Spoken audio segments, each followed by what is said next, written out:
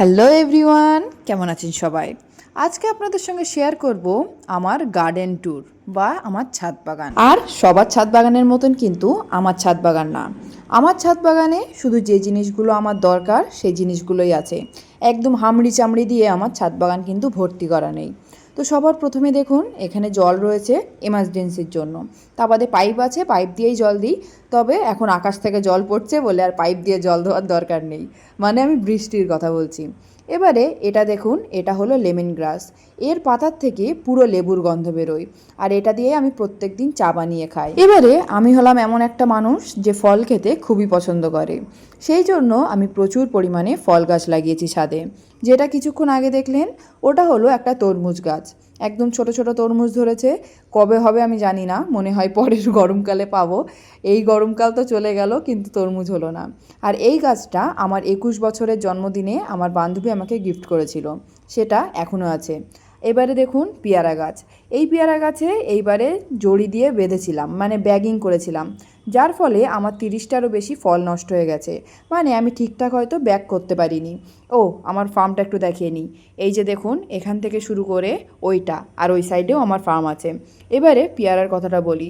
হয়তো আমি ঠিক করে ব্যাগিং করতে পারিনি, সেই জন্য আমার 35টা ব্যাগিং করেছিলাম, তার মধ্যে 2টো ছিল আর বাকি সব নষ্ট হয়ে গেছিলো। আগের বছরে এই গাছ থেকে 37 পিস বড় বড় পেয়ারা পেয়েছিলাম। আর এবারে যেটা দেখছেন এটা হলো মালবেরি প্লান্ট। এই 4 মাস আগে এটা কাটিং থেকে তৈরি করেছি, এতেই ফল হওয়া শুরু হয়ে গেছে। এবারে আমার গাছে কেন ফল থাকে না জানেন? ফল থাকবে কি করে, আমি তো প্রত্যেক দিন গিয়ে খেয়ে নিই। পেয়ারা গাছে একটা খুব সুন্দর পেয়ারা ছিল, বিশ্বাস করুন ভেবেছিলাম এই ভিডিও অবধি থাকবে, কিন্তু ভিডিও করার 3 দিন আগে আমি সেই পেয়ারাটা খেয়ে ফেলেছি। কারণ পেয়ারাগুলো এত টেস্ট যে আপনি দেখলেই এমনি লোভ সামলাতে পারবেন না। আর তা বাদে আমি কিন্তু বাইরের কোনো খাবার খাই না সেরকম। আমি এইসব ফল পাকড় আর স্পেশালি আমার ছাদের ফল পাকড় খেতে পছন্দ করি। আর এই কামরাঙা গাছটা মাত্র 4 মাস আগে লাগিয়েছি। দেখুন কামরাঙায় কেমন ভরে গেছে। এবারে যারা আমার ভিডিও দেখেন তারা বলুন তো যে আমি আমার ছাদ বাগানে কত টাকা খরচা করি। যারা নতুন তাদের জন্য বলি, আমি কিন্তু আমার ছাদ বাগানে একদম বেয়ার মিনিমাম খরচ করি। শুধু গাছটা যদি কিনতে হয় কিনি, তা বাদে আমার যে গাছ আছে আমি সেই গাছ থেকেই কাটিং করে করে গাছ বাড়াই। কারণ আমার না ফাও খরচা করা একদমই পছন্দ না। আর এই যে মাটিগুলো দেখছেন, পুরো ছাদে বিন্দুমাত্র মাটি নেই, পুরোটাই হলো মুরগির পায়খানা থেকে তৈরি করা সার। আমার ফার্ম আছে, সেখান থেকে মুরগির পায়খানা পাই, আগে ফেলে দিতাম, এখন সার তৈরি করে এই ছাদ বাগানে দিই। আর মুরগির যে ফিড আসে, মুরগির যে খাবারের বস্তা আসে, সেই খাবারের বস্তায় গাছ লাগাই। তাহলে আমার খরচা একদম বেয়ার মিনিমাম। একটা কথা সবসময় মাথায় রাখবেন যে যদি আপনার ইনকাম 50 টাকা হয় আর আপনার খরচও 50 টাকা হয়, তাহলে আপনি যদি 1 লাখ টাকাও ইনকাম করেন আপনার খরচও 1 লাখ টাকা হবে। সেই জন্য যে টাকা ইনকাম করছেন, কম বেশি ডাজন্ট ম্যাটার, সেই টাকাটাকেই বাঁচান। কারণ যে টাকা বাঁচাতে পারে না সে জীবনে অন্য কিছু পারবে না। এবারে আমি ছাদে এইবার প্রথম ভুট্টা গাছ করেছি, আর দেখুন ভুট্টা গাছগুলো কত লম্বা হয়েছে। এই যে উপরের অংশটা দেখছেন ওটা হলো ভুট্টার পুরুষ ফুল, আর এটা হলো ভুট্টার মেয়ে ফুল। পুরুষ ফুল মেয়ে ফুলের উপরে পড়ে, তারপরেই কিন্তু ভুট্টা তৈরি হয়। আর এই ভুট্টা গাছের গোড়ায়ও আমি কিছু কিছু গাছ দিয়ে রেখেছি, যেরকম টমেটো, লঙ্কা। আমি একটা কথা বলে নিই আপনাদের সঙ্গে, আগে আমি ছাদে বেগুন টেগুন সব কিছু করতাম, কিন্তু আমাদের বাজার থেকে যেহেতু প্রচুর পরিমাণে সবজি আসে, যে সবজি আমরা আমাদের রিলেটিভদের দিই, প্লাস আমাদের পাড়ায় যারা কাজ করে তাদের দিই, প্লাস আমার মুরগি খায়, তারপরেও বেশি থেকে যায়। সেই জন্য ছাদে কিন্তু আমার অত বেশি সবজি গাছ আপনারা দেখবেন না। একটু শশা, মানে ছাদে গেলে যেগুলো আমি হাত বাড়িয়ে মানে পেড়ে খেতে পারবো সেরকম জিনিস লাগানো আছে। এই গাছটা হলো একটা প্লাম গাছ, যেটা চায়নার গাছ, এরকম বড় বড় ফল হয়। ও আচ্ছা, আলু বোখরা যেটা বিরিয়ানিতে দেওয়া হয় সেই গাছ। আর এটা হলো একটা আঙুর গাছ, যেটা আগের বছর লাগিয়েছিলাম আর এই বছর ফল পেয়েছি।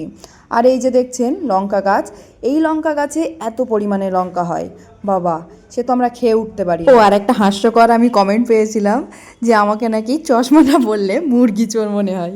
বলুন তো, আমি যদি চশমা খুলে দিই তাহলে কি আমাকে মুরগির খামারি থেকে মুরগি চোর মনে হবে? কমেন্ট করে বলবেন যদি আমি চশমা খুলে দিই তাহলে কি আমি মুরগি চোর হয়ে যাব। এবারে দেখুন গাছে কেন ফল থাকে না, আমার মুখ একটুও বিরাম যায় না। আমি ছাদে আসলে খাওয়া শুরু করি, সে আর বন্ধ করতে পারি না।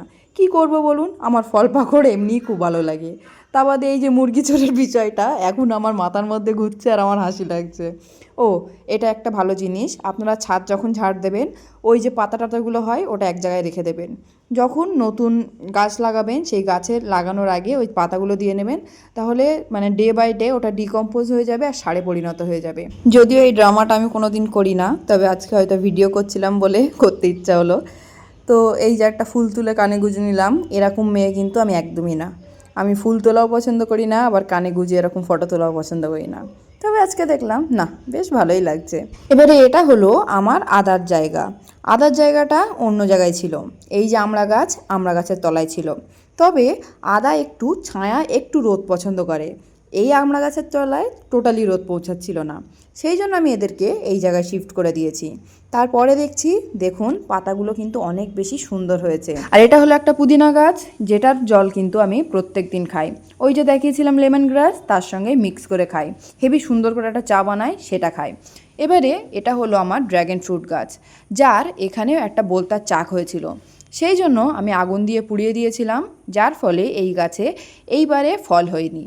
এই যে দেখুন, আগুন দিয়ে পুড়িয়ে দেওয়ার ফলে এই ডালটা পুরো এরকম পুড়ে ভেঙে পড়ে গেছে। তো এবারে ফল হলো না বলে আমি যে মন খারাপ করব তা না, কারণ বোলতার জন্য আমি টোটালি ছাদের এই সাইডে আসতে পারছিলাম না।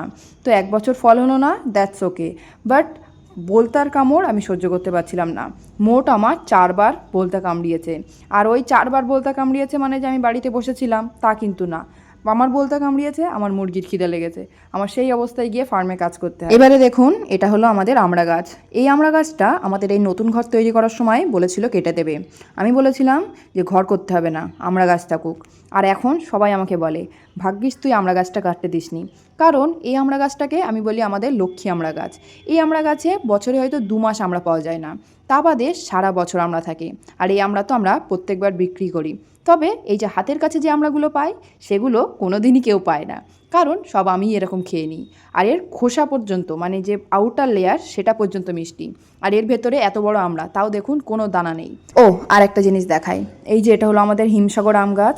এই আম গাছে এই বছরে ফল হয়নি, তবে ছাদের এই জায়গায় দাঁড়িয়ে যতটা আমি হাতের কাছে পাই আমি সব খেয়ে নিই। আজকে ভীষণ পরিমাণে বৃষ্টি হচ্ছিল, তবে আমি ভেবেছিলাম যে যাই হোক করে আজকে আমি ছাদের ভিডিও তো আপনাদের সঙ্গে শেয়ার করবই। আর একটা কথা আপনাদের সঙ্গে বলি, জীবনে খারাপ সময়ও আসবে, ভালো সময়ও আসবে।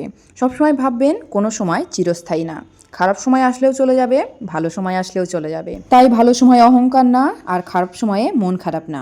চলুন, টাটা, দেখা হচ্ছে প্রত্যেক সপ্তাহে 2 দিন, রবিবার আর বৃহস্পতিবার ঠিক সন্ধে 6:30টায়। টাটা।